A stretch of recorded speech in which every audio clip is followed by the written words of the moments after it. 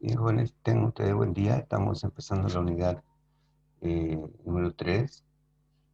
Esta unidad habla sobre la elaboración de una base de datos. Y nos vamos a ir directamente a compartir pantalla para poder empezar a explicar en qué consiste esta unidad. Bien, acá estamos en la unidad número 3, elaboración y construcción de una base de datos. Entonces, para armar una base de datos necesariamente tenemos que partir del punto 1, que sería la recolección de datos. Recuerden que en la definición de estadística tenemos como entrada recolectar datos. Entonces, ¿cómo podemos recolectar datos? Podemos hacerlo a través de la documentación, revisando documentación, ¿ya? Podemos hacerlo mediante censos demográficos. Aquí, esto es lo que vamos a hacer en esta unidad, censo demográfico, y podemos hacerlo mediante encuesta. La encuesta lo vamos a hacer en la unidad 9, ¿ya? Así que nos vamos a detener en el punto donde dice censo demográfico, ¿ya? Aquí tenemos bastante literatura para que nosotros podamos leer, y nos vamos a detener un momento acá donde dice censo de población o censo demográfico. Se llama al proceso de recolectar, completar y publicar datos demográficos, económicos y sociales pertenecientes a un tiempo específico y datos de todas las personas en una zona geográfica o en un territorio determinado.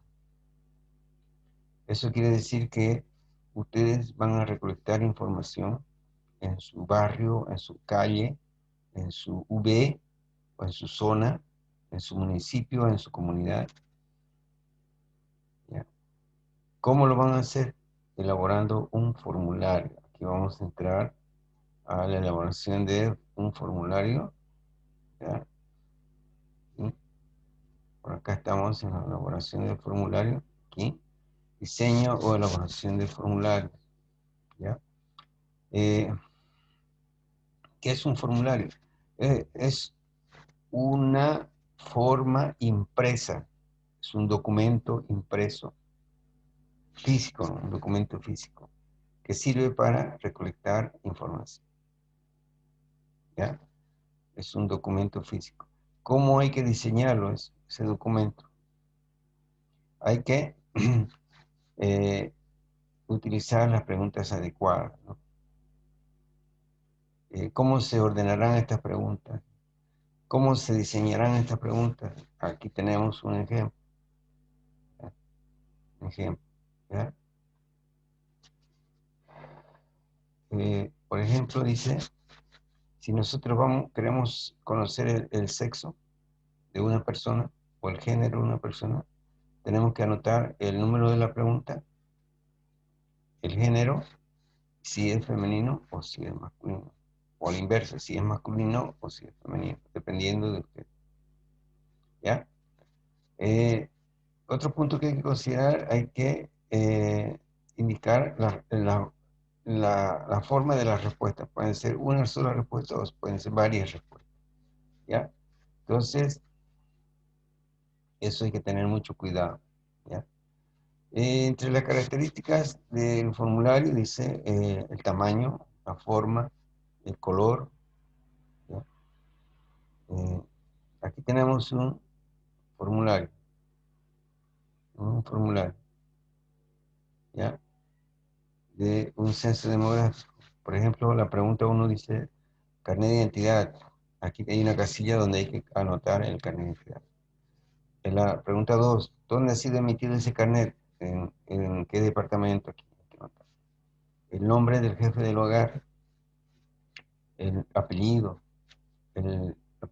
materno, el estado civil, la ocupación a qué se dedica, cuándo nació, cuánto es su ingreso mensual, qué edad tiene, dónde vive, dónde nació, en qué provincia nació, en qué departamento nació. Fíjense, de la pregunta 1 a la 14, son preguntas que corresponden al jefe del hogar, en este caso el padre de familia o el que mantiene el hogar. A partir de la pregunta 15 empieza los datos del cónyuge, de la pareja, de la concubina, ¿no? De la esposa, hasta la pregunta 24. ¿Ya? Desde la pregunta 25 empieza con los hijos, ¿ya? Con los hijos. El nombre del primer hijo, cuándo nació y su fecha o su edad. ¿Ya? Hay varios campos para hasta 7 hijos. Si tiene 3 hijos de esa familia, anote las 3 primeras casillas y las últimas restantes las deja en blanco. ¿Ya? Este formulario es el que usted tiene que imprimir. Este formulario es el que usted tiene que imprimir para poder capturar información. Una vez que llene ese formulario, usted lo va a poder percibir de la siguiente manera, pero hay unos pasos que hay que necesariamente seguir. Tiene que imprimir 30 copias o sacarle 30 fotocopias, si es que quiere trabajar con 30 censados, ¿no? O puede ser 40, 50, dependiendo de usted. El punto 2 dice, tiene que hacerlo en su barrio, en su manzana, en el lugar donde vive, en su comunidad, en su municipio, ¿no? ¿Ya? Paso 3 dice, en caso de que las personas a ser censadas no quieran proporcionar algunos datos, se debe dejar en blanco las casillas respectivas. Una vez terminado, el punto 4, una vez terminado, se deben estos colocar en un archivo, un Dropper, un folder amarillo con un empaco para evitar su deterioro.